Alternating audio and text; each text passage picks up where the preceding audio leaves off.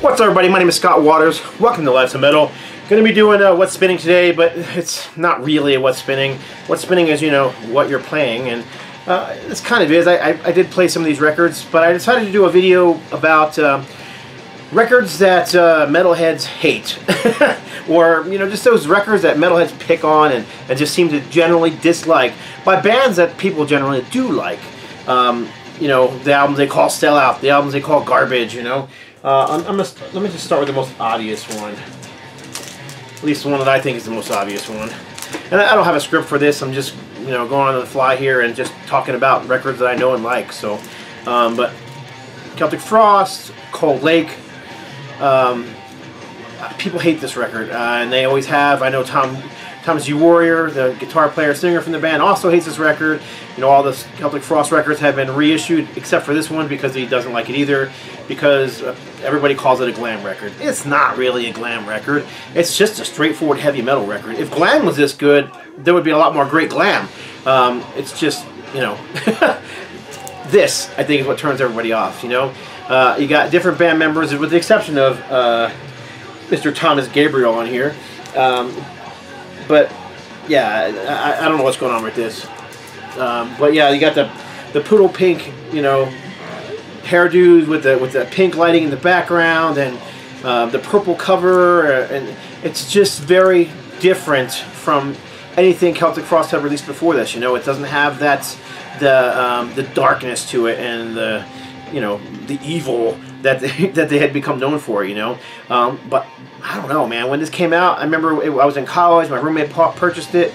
I was actually working at a record store and called Cabbages, and he picked this up at the store I was working at, and got home from work that day. He's like, "Dude, the new Celtic Frost kind of sucks." Well, it wasn't what they promised. You know what I mean? They promised this big follow-up to Into the Pandemonium. What we got was something much more commercial. But still, I find this to be a very good record. I like songs like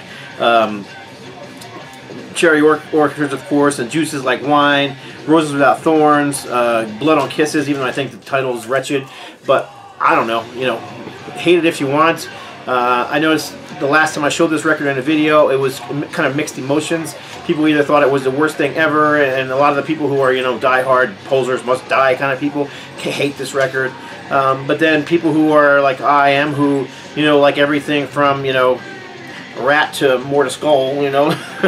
You know, I like the commercial stuff, but I like the heavier stuff. You know, I like straightforward 80s heavy metal, I like 70s hard rock metal. I like death metal. You know, I like thrash. I like a little bit of black metal. So I like a little bit of everything, and I like this. So I don't know. I don't think it's the horrible record people make it out to be. Yes, it's very different from Celtic Frost's earlier catalog, but I don't think it's a terrible album, and I quite like it. So there you go. This next one, I still don't understand why people hate it. I didn't hate it when it came out, and I still don't hate it now. But this is the fourth album from ANVIL. Okay, I think people have got hung up on the looks. You know, they went from having the full-on leather look to this much more 80s commercial look. I mean, and realistically, they're still wearing nothing but leather here. You know, I mean, Lips is still wearing the same crap he wore back then, but it's now, instead of being all black, it's red and black. And the production is a little bit better, which, you know, a little cleaner, but it was their fourth record, you know, and they were selling more and more records as time went on, and I guess they just expected to, you know, get bigger. They went from being on Addict to this being on Metal Blade Records, which, but at that time, Metal Blade had distribution on Enigma, so for whatever reason, people didn't like it. I like it. I remember seeing the video for this and thinking it was freaking hilarious. It was, you know, very stereotypical, but it was Lips. He turns into a bulldog, and he's just chasing this girl around. And the song is called Mad Dog. Cheesy lyrics, but then that's what ANVIL always was. I mean, it was always cheesy lyrics, you know. Yeah, Rockstar Womanizers, yep, that's pretty much what was going on with that video, but regardless, it sounded like ANVIL to me. Yeah, slightly cleaner, maybe a little more commercial, but not much. For whatever reason, though, fans hated it, and fans, you know, their core fan base turned away in droves. And unlike other bands who put out slightly more commercial albums and managed to gain success, ANVIL did not gain, you know, success. And part of that maybe because they were on, you know, they weren't on a major label. They were on Metal Blade. So whatever. Like I said, I think this is a good album. So you got Strength of Steel, which is a great song. Concrete Jungle, which is a great song. 925, which is cool. And of course, I love Mad Dog. Paper General is another great Anvil song. I mean, if you like Anvil, I don't see any reason why you wouldn't like this album. Last time I showed this Anvil album in a video, which was not that long ago, I got quite a few comments about how Anvil sucks, or Anvil are boring, or that album sucks. Okay. Whatever, I like it. So, you know, it's not the greatest album in the world, but it's still a decent album. So, Anvil, Strength of Steel. What was this album? 1980 something, 88? I know. Let's see, 87. Another one, and I gotta confess, I was in with the crowd on this one. When this album first came out, I hated it. Except Eat the Heat. Has two different covers. European has a different cover than this one. They're both basically both pictures of the band, though. Sound-wise, this was a very commercial record for Eat the Heat. But the thing was, I remember when Metal Heart came out, people claimed that was a big sellout record, you know, because it was more melodic than Restless and Wild and Balls to the Walls was. So, but I really liked that record. But this one, yeah, I really didn't like it when it first came out. It was just way too different from what I wanted Accept to be. But who cares what I want it to be, right? It's what the band wanted it to be. They got a new vocalist in David Reese. David Reese got some pipes. And I gotta admit, it was after I discovered a band called Circle of Silence with Larry Farkas on guitar that I went back and revisited this album. Circle of Silence is just a super heavy record. And I went back and realized, you know, David Reese was a vocalist on that album. Maybe I was wrong on this album, and sure enough, I was wrong. There's nothing wrong with this record. No, it's not Restless and Wild. There's no screaming double bass and crazy Udo vocals and you know, nothing like that. But it's still a very good Accept album, and in particular the song Ecstasy. That's a great song. I mean, it's absolutely a killer Accept song. It sounds like classic Accept. What's missing? The vocals of Udo. Oddly enough, Udo actually recorded a cover of Ecstasy with Udo on vocals, and it sounds, again, they didn't change it much. Udo on vocals. All right, if I would have heard that song back in what just came out in '88 or so, '89, I probably would have liked it a lot better. So, whatever. You know what? Opinions change. My opinion definitely changed on this one. Hated it when it first came out. Kind of like it now. No, it's not my favorite Accept album. You know, that's going to always be Restless and Wild and you know, those albums in that kind of trifecta of perfect albums right around that kind of bookmarked that album. But it's not a bad album at all. It's much better than they thought it was. Much better album than people make it out to be. This album I just picked up. I've had it forever on CD. I just finally got an original copy. I showed this in a video maybe 1 or 2 videos ago. And sure enough, some people were like, that album sucks. Okay. I remember even hearing the guys Metallica ragging on this album back in the day. This was actually, what, 1983. Diamond Head, Canterbury. Yeah, very different from, you know, the White Album. But Naked Nations, it just, you know, didn't have the same raw metallic sound. So, yeah, people hated it. And I understand. I mean, like I said, I was like that with the Accept album. There's a lot of albums I was like that with. In fact, a few of these others I'm going to show are the same way. But this one I'd never hated. From the first time hearing it, I liked it. Now, here's the deal, though. I discovered Diamond Head around this time. I did hear Lightning to the Nations first, you know, that early material. So soon after that, I discovered this album, and I got some of their singles. I heard some of their earlier stuff, and I dug all that stuff, including this. I didn't see this as the big sellout that most people did, including I remember Lars Ulrich just ragging on these guys back in those days. I remember they had a phone call, but Diamond Head was a huge influence on us, but they're not an influence anymore. Ha! It was. I just remember that interview and he laughing because, you know, this album was so bad they're not an influence anymore. But I mean, I was just watching a documentary. Actually, this documentary sitting right here called Murder on the Front Row, and there's this huge talk about Metallica and all the stuff they did back in the, you know, the Bay Area times when all the bands were playing Ruthie's Inn and all that kind of stuff. And I guess at their first show, half of Metallica's set was Diamond Head songs, but it wouldn't have been from this album, you know. Regardless, I think a song like Making Music, yes, it's very commercial. It's got big hooks in it. It doesn't have the same raw recording. But you got to remember, those raw recordings were raw because they had no budget. On here, they were on a bigger label. They were on what, MCA, and they had a budget, and they were going for a bigger sound. They were going for, you know, commercial acceptability. They weren't, you know what I mean? They were trying to make an album that was heavy and hard, but also that was commercially viable. And that's what they did. And Making Music is just a fantastic song. But the song I really like out of here, Out of Phase. That is just a great song from Diamond Head. Probably one of my favorite songs from Diamond Head is Out of Phase from this album. So, yeah, very good album. If you like Diamond Head, give it a shot. Don't listen to all the hype that it's a piece of crap. It's actually much better than people say it is. I enjoy it. Alright, so we got 1, 2, 3, 4, 5 more. 6 more. Alright, I need to go moving because this is going to take forever. This one here, I just showed another recent video, and again, I had at least a couple comments saying that this album was crap compared to their first 2 albums. This is Onslaught and Search for Sanity. Yes, I know it's different. That's why people don't like it, because people don't like change. They want bands to make the same album over and over again. I really understand that. I myself expect that from bands. But as much as I like the first 2 Onslaught albums and that rawness, I mean, they were Venom on speed, basically, UK band. This album was more refined, but it still had the aggression, the rawness, the heaviness, the speed. It still had the, you know, what I call machine gun picking. You know, it's still good thrash metal, pushing more towards speed metal. The difference here, they got a phenomenal vocalist in Steve Grimmett, who was formerly of Grim Reaper, and of course has been doing Grim Reaper ever since. And the guy has got some pipes. The guy can sing. So yeah, you got a guy who can sing instead of a guy who is growly, grunty thrash vocalist. So that's the huge difference. And also, of course, they do a cover of Let There Be Rock by AC/DC, which I know a lot of people hate. I don't mind it. I like the original songs better, but I still think it's a cool song and a much better record than people make it out to be. It's not a piece of trash. It's just different from the first 2 albums. This album, I don't know, man. I'm not really going to defend this one very much.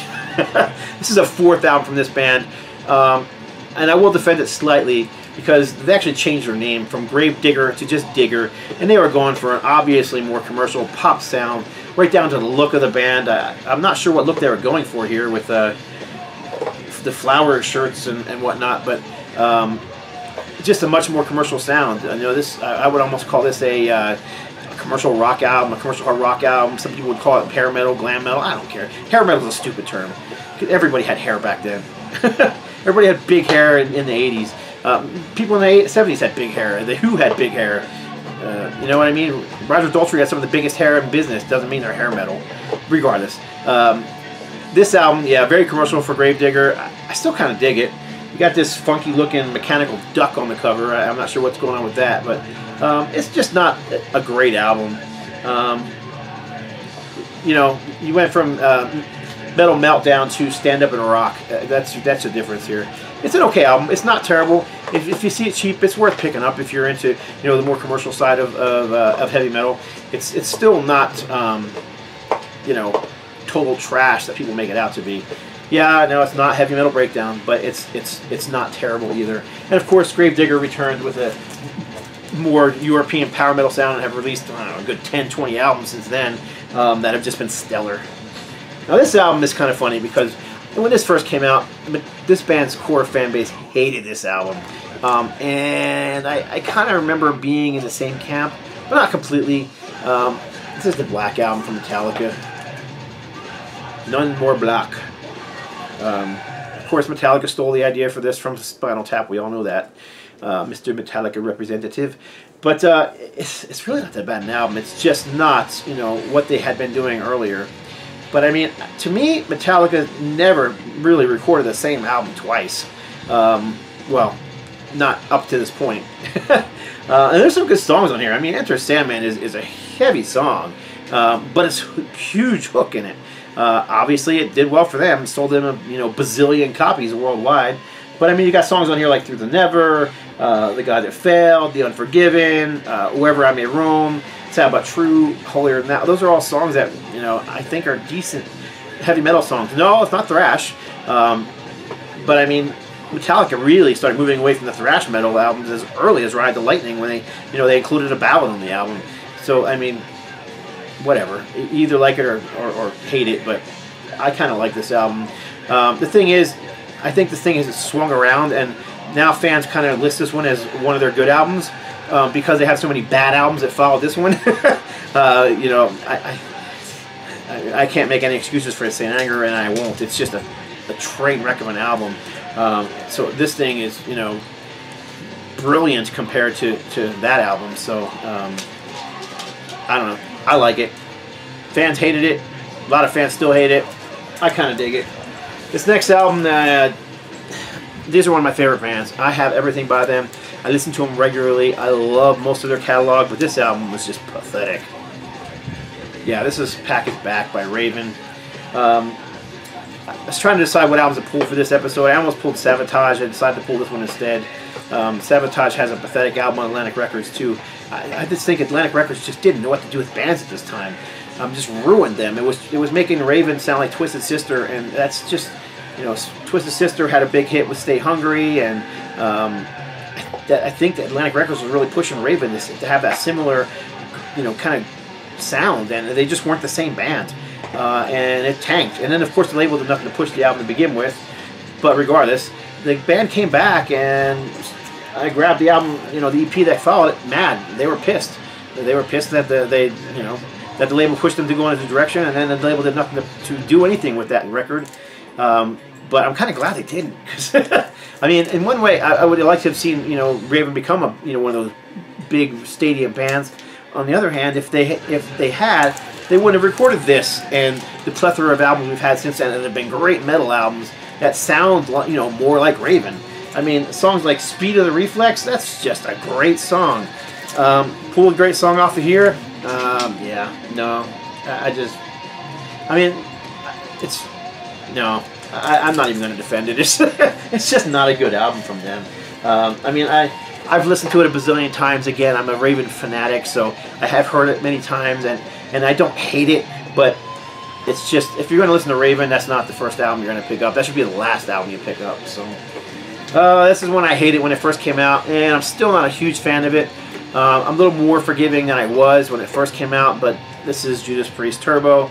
Now, this album, fans either love it or hate it. I know fans who think this is their best album, and to me, I just don't get it. It was, I mean, their 70s stuff was so brilliant, so complex, such great heavy metal. When it came around to the 80s, they dumbed their sound down. I mean, starting with British Steel, and I like British Steel, don't get me wrong. I mean, I like British Steel so much that my band recorded a song off British Steel. But you gotta admit, songs, you know, like Living After Midnight and Breaking the Law were much more dumbed down than you know, the stuff they were doing in the 70s. And by this record, it was really, really dumbed down. I mean, you've got Turbo Lover and Private Property and Rock You Around the World. It's just Hot for Love. It's just, you have the processed guitars, the synth guitars. The band looked like a pop metal band. They held on to their leather look, but again, much like the ANVIL one, they added all the color to it, and it just didn't work. It's probably a better album than I think it is in my head. Part of it is just that production is so bad. I thought about picking up the reissue because I've heard the reissue is better with the inverted cover, but I don't know. I still haven't done that either. So, and there's a few songs on here I like. Out in the Cold's a cool song. I can kind of get into Locked In. Private Property is okay for kind of a commercial song, but we don't need no parental guidance here. Man, that's just not Judas Priest to me, and I just can't get into this one. So, yeah, this is an album a lot of metal fans hate, and I kind of fall into the pack there. It's just, listening to Priest, just like listening to that Raven album, this one would way on the bottom. This would be the last one I would listen to. It's just not one I care for that much out of their catalog. Out of a band whose catalog I love. I love Priest. They're one of my all-time favorite bands, but that album, no. I believe this is the last one. And the odd thing about this one is, this is an album that people now hold in high esteem. People love it. But I remember when this album came out specifically, and everybody hated it. MOTÖRHEAD, Another Perfect Day. Very different album, very melodic for them, and that's because they added on Thin Lizzy guitarist Brian Robertson, or Robbo as he was known here, and people didn't like it. And the other thing is, people didn't like Robbo. Robbo, he refused to fall into the Motorhead look. You know, he went on stage wearing these little teeny biker shorts and short hair, and he just didn't look like the rocker he did at Thin Lizzy. And he refused to play, like, you know, songs like Bomber, and he just wouldn't play the Motorhead classics. And so it was a nightmare, I'm sure, for the band. It was a nightmare for everybody. But what they did was they released one fantastic record. Every song on here is just brilliant. I mean, being a huge Thin Lizzy fan and a Motorhead fan when this came out, I ate this thing up, and I loved it from day one, and I love it today. Every time I hear, you know, a live album where Lemmy plays one of the songs off this album, he always says, "This song is Love Another Perfect Day. You guys hated that album when it came out," and then everybody screams. He goes, "Yeah, now you like it." But when it came out, and he's right. I remember everybody hated this record. I mean, just nobody liked it. I mean, I honestly can say I still do think it's a great album. Think it's an awesome cover art, and I hold it up in high esteem as one of Motorhead's best. So there you go, Motorhead, the last one in my 10 records that metalheads seem to hate universally. I could have pulled a lot more, but I didn't want to get an hour-long video. So I appreciate y'all watching.